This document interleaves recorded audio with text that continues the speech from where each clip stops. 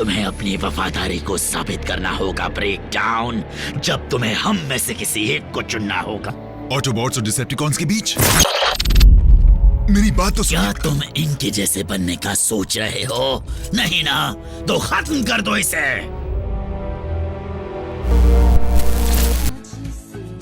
तुम कर क्या रहे हो? तुम्हें ले जा रहा हूँ और क्या। हाँ, मुझे भी अजीब लग रहा है। तुम चल पाओगे? हाँ शायद। भाग सकते हो? मैं लड़े बिना नहीं भागूंगा। इमेजिन करो क्या होता अगर ब्रेकडाउन ट्रांसफॉर्मर्स प्राइम में डिसेप्टिकॉन्स को छोड़कर ऑटोबॉट्स को ज्वाइन कर लिया होता। ऐसा होने पर स्टोरी लाइन में क्या चेंजेस होते और क्या पॉसिबल सिनेरियोज हमें देखने को मिलते।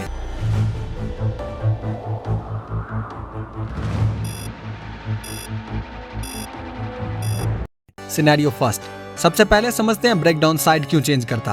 ब्रेकडाउन ब्लाइंडली लॉयल था, पर उसने डिसेप्टिकॉन्स का बिट्रेयल भी देख रखा था। अगर कोई मोमेंट आता जहां मेगाट्रॉन उसे एक्सपेंडेबल ट्रीट करता या ऑटोबॉट्स कोई बड़े थ्रेट से उसकी जान बचा लेते, लाइक एरेग्नेट के हाथों मरने से, तो उसका पर्सपेक्टिव चेंज हो सकता था और एक डिफाइंड पाथ के लिए वो ऑटोबॉट्स को ज्वाइन करने का डिसीजन लेता।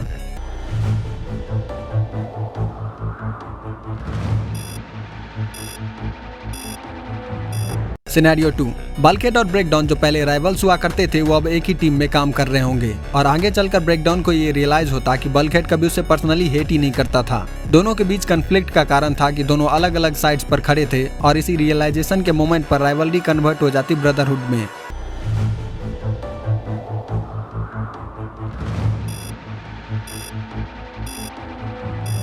सिनेरियो 3।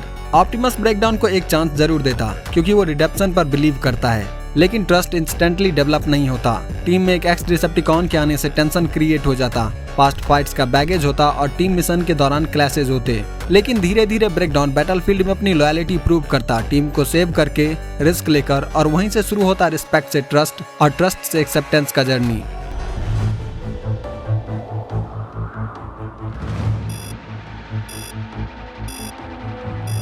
सिनेरियो 4। अभी तक टीम में बस बल्कहेड मेन हैवी हिटर था, लेकिन ब्रेकडाउन जैसे एक प्योर ब्रूट फोर्स वॉरियर के आने से टीम को मिलता है डबल पावर हाउस कॉम्बो, जिससे फ्रंटलाइन फाइट्स में ऑटोबॉट्स को एक ह्यूज एडवांटेज मिलता। क्लोज कॉम्बैट फाइट्स में भी ऑटोबॉट्स के अपर हैंड हो जाते। बेसिकली पहले जहां ऑटोबॉट्स डिफेंसिव रहते थे वो अब अपना ऑफेंसिव गेम प्ले भी दिखा सकते थे। ब्रेकडाउन का फाइटिंग स्टाइल थोड़ा रेकलेस और अग्रेसिव है, जबकि बल्कहेड कंट्रोल और प्रोटेक्टिव फाइटर है। दोनों का कॉन्ट्रास्ट टीम को और बैलेंस और अनमूवेबल बनाता।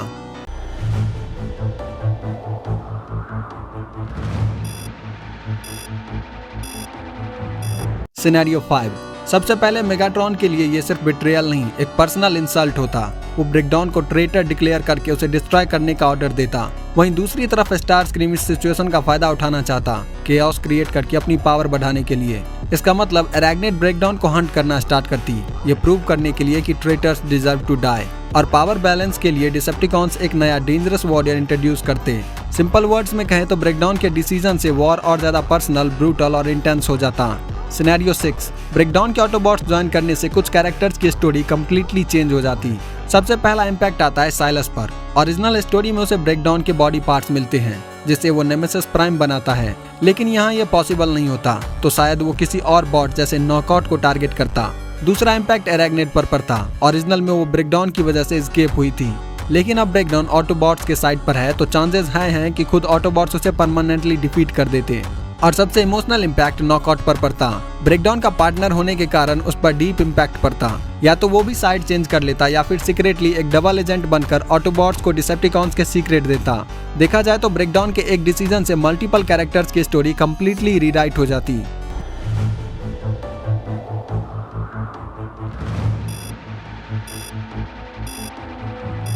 सिनेरियो 7। ऐसा होने के पूरे चांसेस थे कि डिसेप्टिकॉन एक नया ब्रूट फोर्स वॉरियर जरूर इंट्रोड्यूस करते, जैसे ड्रेडविंग या कोई नया हैवी हिटर लाइक ब्रॉल, क्योंकि ब्रेकडाउन के जाने से डिसेप्टिकॉन्स का एक स्ट्रॉन्ग फ्रंटलाइन फाइटर चला जाता और वॉर का बैलेंस शिफ्ट हो जाता ऑटोबॉट्स की तरफ। इसलिए जल्दी हमें डिसेप्टिकॉन्स में ब्रेकडाउन का रिप्लेसमेंट देखने को मिलता।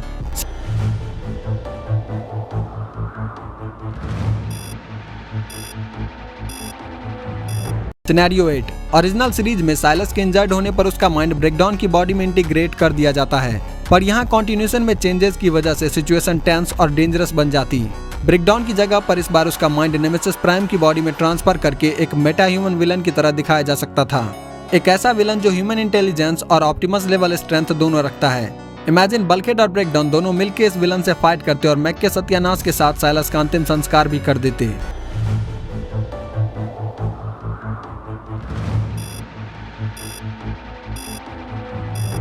सिनेरियो 9।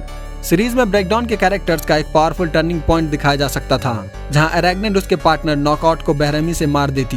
ये मोमेंट ब्रेकडाउन को कम्प्लीटली तोड़ देता और उसे रिवेंज मोड में डाल देता। यहाँ पर उसका टीम अप आरसी के साथ होता, जो खुद अपने पार्टनर का लॉस झेल चुकी है। दोनों मिलकर अपने अपने पार्टनर्स का रिवेंज लेने के लिए फाइट करते और फाइनल बैटल में अरैग्नेड को हमेशा के लिए खत्म कर देते।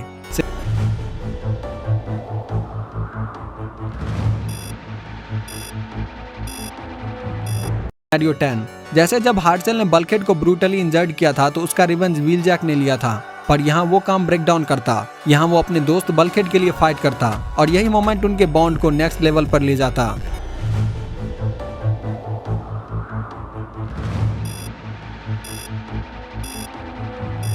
सिनेरियो 11।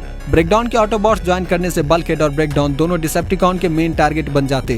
खासकर स्टारस्क्रीम के लिए ये मैटर पर्सनल हो जाता। वो ब्रेकडाउन के इस डिसीजन को रिग्रेट में बदलने के लिए वो बल्कहेड को जरूर टारगेट करता और शायद किसी मोमेंट पर उसे क्रिटिकल डैमेज कर देता, या फिर इसका उल्टा ब्रेकडाउन को हर्ट करके बल्कहेड को नीचे दिखाने की कोशिश करता।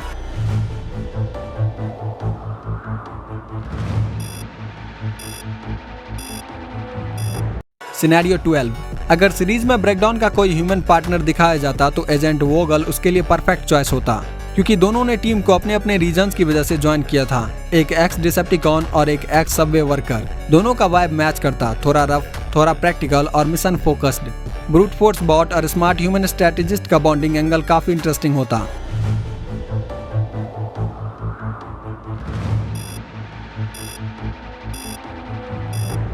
सिनेरियो 13। अल्ट्रा मैग्नस को ऐसे बॉट को हैंडल करना आता है जो एग्रेसिव होते हैं और सिर्फ अपनी स्ट्रेंथ पर डिपेंड करते हैं। वो ब्रेकडाउन को डिसिप्लिन और स्ट्रेटेजी सिखाते और उसकी रॉ स्ट्रेंथ को कंट्रोल करके कैसे सही डायरेक्शन में उसका यूज किया जाए, जिससे कि वो एक स्किल्ड वॉरियर बन जाता। धीरे धीरे ब्रेकडाउन एक स्मैशर से एक ट्रेंड रैकर बन जाता और फिर डेंजरस मिशन पर रैकर्स के साथ जाता, जहाँ उसकी पावर फाइनली सही डायरेक्शन में यूज होती।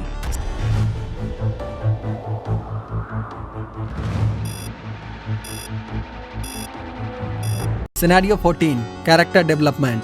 ब्रेकडाउन जो पहले एक डिसेप्टिकॉन सोल्जर था, वो अब एक ट्रू ऑटोबॉट बन चुका होता। उसे फाइनली एक ऐसी जगह मिल जाती जहां उसे एक स्लेव की तरह नहीं, एक सोल्जर और एक रिस्पेक्टेड टीम मेंबर की तरह ट्रीट किया जाता। शुरू में ट्रस्ट इश्यूज होते, लेकिन धीरे धीरे वो अपनी लॉयलिटी प्रूव करता और ऑप्टिमस जैसे ट्रू लीडर के लिए उसके दिल में और रिस्पेक्ट बढ़ती। हर मिशन में वो सिर्फ अपनी स्ट्रेंथ नहीं, नोबिलिटी और सेक्रीफाइस भी दिखाता और अंत में एक वर्दी हीरो और ट्रू ऑटोबॉट की तरह उभरता।